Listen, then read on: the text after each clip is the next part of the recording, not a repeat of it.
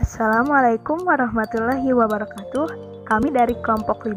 Perkenalkan, nama saya Sarah Fauziah dan rekan saya Desi Destiani Dewi, Pak Nono Sugiono, dan Pak Teten Sutendi. Kami akan menjelaskan mengenai materi teori konstruktivisme. Video presentasi ini dibuat untuk memenuhi salah satu tugas mata kuliah teori-teori belajar PAI yang diampu oleh dosen Dr. Teddy Sutandi, MPD. Selamat menyaksikan. Assalamualaikum warahmatullahi wabarakatuh. Nama saya Sarah Fauziah. Di sini saya akan menjelaskan tentang teori konstruktivisme. Asal kata konstruktivisme adalah to construct, yang artinya membangun atau menyusun. Nah, teori konstruktivisme ini didefinisikan sebagai pembelajaran yang bersifat generatif, yaitu tindakan menciptakan suatu makna dari apa yang dipelajarinya, berbeda dengan teori behavioristik yang memahami hakikat belajar sebagai kegiatan mekanisme antara stimulus respon. Nah, teori konstruktivisme ini lebih memahami belajar sebagai kegiatan manusia membangun pengetahuan dengan memberi makna pada pengetahuan sesuai dengan pengalamannya. Menurut Karin, bahwa teori ini adalah suatu teori yang menekankan bahwa para siswa sebagai pembelajar tidak menerima begitu saja pengetahuan yang mereka dapatkan, tetapi mereka secara aktif membangun pengetahuan secara individual. Menurut Tobin dan Timmons, mereka menegaskan bahwa pembelajaran yang berlandaskan pandangan konstruktivisme itu harus memperhatikan 4 hal, yaitu yang pertama berkaitan dengan pengetahuan awal siswa, yang kedua belajar melalui pengalaman, yang ketiga melibatkan interaksi sosial, dan yang keempat kepahaman. Lalu bagaimana ya pandangan para ahli tentang konstruktivisme ini? Nah, yang pertama ada John Dewey.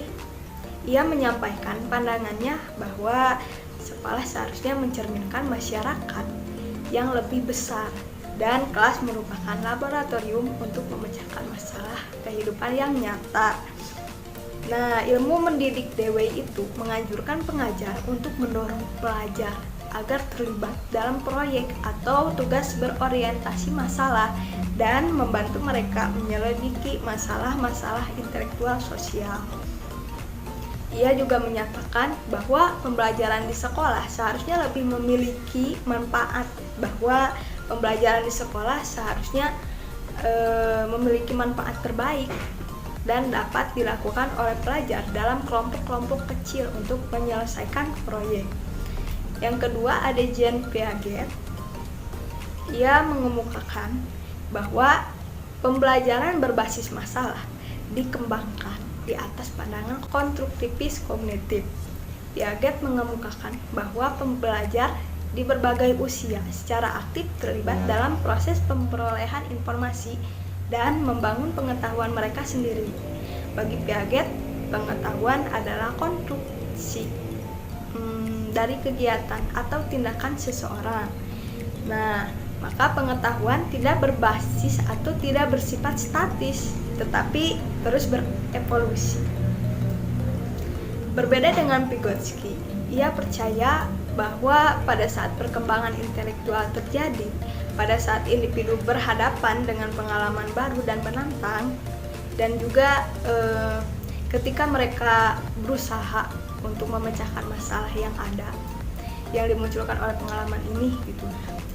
Terus juga untuk memperoleh pemahaman individu mengaitkan pengetahuan baru dengan pengetahuan awal yang telah dimiliki. Piaget memandang bahwa tahap-tahap perkembangan intelektual individu dilalui tanpa memandang latar konteks sosial dan budaya individu, sementara Vygotsky memberi tempat lebih pada aspek pembelajaran sosial. Yang ketiga yaitu ada Jerome Bruner. Ia menganggap bahwa belajar penemuan sesuai pencarian pengetahuan secara aktif oleh manusia dan dengan sendirinya akan memberikan hasil yang lebih baik. Nah, berusaha sendiri untuk pemecahan masalah dan pengetahuan yang menyertainya menghasilkan pengetahuan dan benar-benar bermakna. Nah, Brunner juga menyarankan agar pembelajar hendaknya belajar melalui partisipasi secara aktif dengan konsep-konsep dan prinsip-prinsip agar mereka dianjurkan untuk memperoleh pengetahuan. Perlunya belajar penemuan didasarkan pada keyakinan bahwa pembelajaran sebenarnya melalui penemuan pribadi. Selanjutnya, prinsip-prinsip teori konstruktivisme yang akan dijelaskan oleh Desi Destiani Dewi. Di sini saya akan menjelaskan tentang prinsip-prinsip konstruktivisme.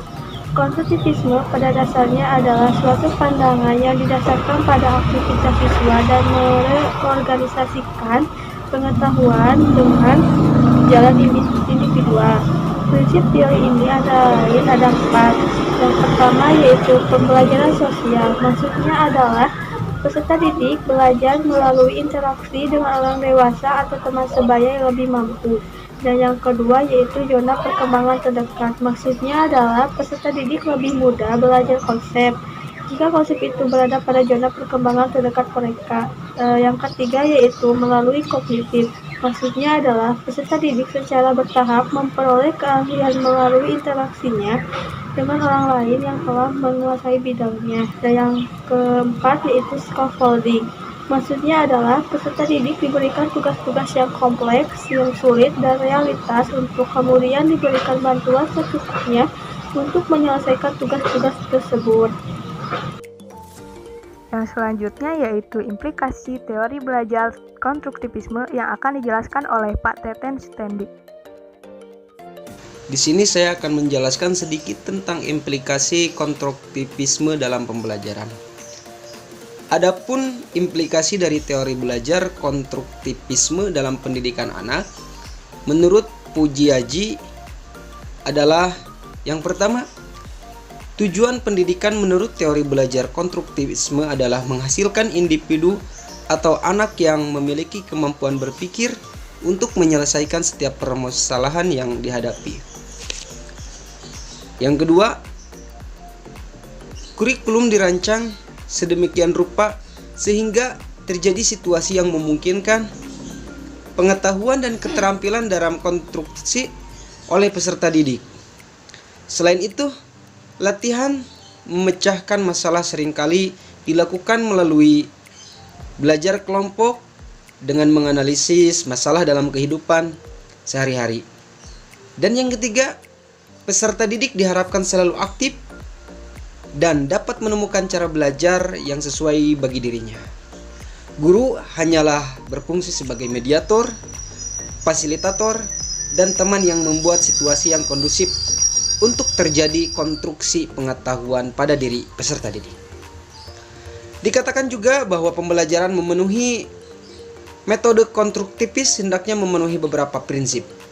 Yang pertama, menyediakan pengalaman belajar dan menjadikan peserta didik dapat melakukan konstruksi pengetahuan. Yang kedua, pembelajaran dilaksanakan dengan mengkaitkan kepada kehidupan nyata. Yang ketiga, untuk aktif pembelajaran, peserta didik mengkaitkan dengan kenyataan yang sesuai. Yang kelima, pembelajaran dilaksanakan dengan menyesuaikan kepada kehidupan peserta didik secara sosial. Yang terakhir, pembelajaran menggunakan berbagai sarana, melibatkan peringkat emosional peserta didik dalam mengkonstruksi pengetahuan peserta didik. Mungkin untuk poin implikasi terhadap pembelajaran secara teori konstruktivisme, poin-poinnya sebagai berikut. Terima kasih. Selanjutnya yaitu kekurangan dan kelebihan dari teori konstruktivisme. Ini saya akan melanjutkan pembahasan tentang kelebihan dan kekurangan teori konstruktivisme. Yang pertama yaitu kelebihan teori konstruktivisme yang disingkat BPIKS. Yang pertama yaitu B, singkatannya berpikir. Maksudnya adalah dalam proses membina pengetahuan baru, murid berpikir untuk menyelesaikan masalah, mencari ide, dan membuat keputusan. Dan yang kedua yaitu P, singkatannya adalah paham. Maksudnya adalah peserta didik secara langsung dalam membina pengetahuan baru, mereka akan lebih paham dan boleh mengaplikasikannya dalam semua situasi. Dan yang ketiga yaitu I, singkatannya adalah ingat. Maksudnya adalah peserta didik terlibat secara langsung dengan aktif, lalu mereka akan ingat lebih lama semua konsep. Peserta didik melalui pendekatan ini membina sendiri kepahaman mereka. Dan yang ketiga yaitu K, singkatannya adalah kecerdasan sosial. Maksudnya adalah kemahiran sosial diperoleh apabila berinteraksi dengan rekan dan guru dalam membina pengetahuan baru. Dan yang terakhir yaitu S, singkatannya senang. Maksudnya adalah peserta didik terlibat secara terus, lalu peserta didik akan ingat, akan yakin, dan akan berinteraksi dengan sehat. Maka mereka akan terasa senang belajar dalam membina pengetahuan baru. Yang kedua yaitu kekurangan teori konstruktivisme. Yang pertama, siswa harus mengkonstruksi hasil konstruksi pengetahuan sendiri, sehingga tidak jarang bahwa hasil konstruksi siswa tidak cocok dengan hasil konstruksi sesuai dengan kaidah ilmu pengetahuan, sehingga menyebabkan miskonsepsi. Miskonsepsi itu sendiri artinya adalah kesalahpahaman dalam menghubungkan suatu konsep-konsep yang baru dengan konsep yang sudah ada dalam pikiran siswa, sehingga terbentuk konsep yang salah dan bertentangan dengan konsepsi itu sendiri. Dan yang kedua yaitu konstruktivisme, menanamkan agar siswa membangun pengetahuannya sendiri dan pasti membutuhkan waktu lama karena setiap siswa memerlukan penanganan yang berbeda-beda. Yang ketiga yaitu situasi dan kondisi tiap sekolah tidak sama, karena tidak semua sekolah mempunyai sarana dan prasarana yang dapat membantu kreativitas siswa.